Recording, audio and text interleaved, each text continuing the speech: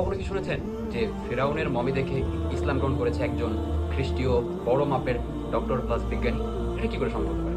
আমরা সাধারণত দেখে থাকি অলিয়া উলিয়ার হাত ধরে বা কোনো আলেমের মাধ্যমে মানুষ ইসলাম গ্রহণ করে, বাট ভাবনার বিষয় নয় যে কিভাবে ফেরাউনের মমি দেখে একজন খ্রিস্টীয় সম্ভ্রান্ত পরিবারের উচ্চপদস্থ বিজ্ঞানী এবং ডাক্তার ইসলাম গ্রহণ করলো। চলো জেনে নিব আজকে এই বিষয়ে। আসসালামু আলাইকুম viewers, welcome to Zakir on the way, no way to skip. আশা করি আপনারা সকলে ভালো আছেন অ্যান্ড আমিও ভালো আছি। বলছিলাম ডক্টর মরিস বুখাইলির কথা, যিনি কিনা জন্মগ্রহণ করেছিলেন 19শে জুলাই 1920 সালে ফ্রান্সের একটা সম্ভ্রান্ত পরিবারে। তিনি বংশীয় জন্মসূত্রে একজন খ্রিস্টান ছিলেন, বাট ধর্ম গবেষণা, সত্য জানা, বিজ্ঞান চর্চা এ পিছনে ছিল তার ব্যাপক আগ্রহ এবং তিনি সবসময় সত্য জানার চেষ্টা করতেন। আর এই চেষ্টায় যে তাকে একদিন ইসলাম গ্রহণ করতে বাধ্য করবে সেটাই বাকি ভেবেছিল। তো চলুন মেন টপিকে যাওয়া যাক। ফেরাউন, যার মমি থেকে কিনা তিনি ইসলাম গ্রহণ করেছিলেন।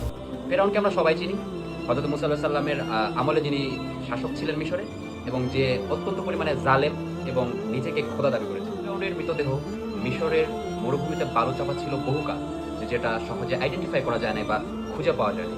কিন্তু 1881 সালে মিশরের শহর লুকজুরের দার আল বাহরি নামক গুহাতে খুঁজে পাওয়া যায় বেশ কয়েকটা মমি, যার মধ্যে দ্বিতীয় রমসিস অর্থাৎ সেই মমি, সেই ফেরাউনের মৃতদেহ খুঁজে পাওয়া যায়, যেটা কিনা কুরআনে বর্ণিত হযরতে মুসা আলাইহিস সালামের আমলের জালেম শাসক এবং নিজেকে খোদা দাবি করা সেই ফেরাউন।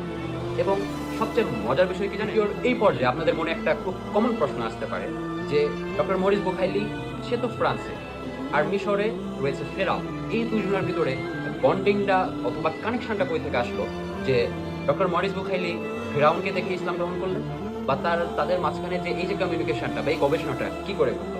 এখন আসলে সবচেয়ে মজার বিষয়, 1975 সালে তৎকালীন মিশর সরকার এই ফেরাউনের দেহকে গবেষণা করার জন্য প্রেরণ করেন ফ্রান্সে, এবং ফ্রান্সের যে টিমটা এই ফেরাউনের দেহকে পর্যবেক্ষণ এবং গবেষণা করছিলেন, সেই টিমের হেড অ্যান্ড মেইন অথর ছিলেন ডক্টর মরিস বুখাইলি।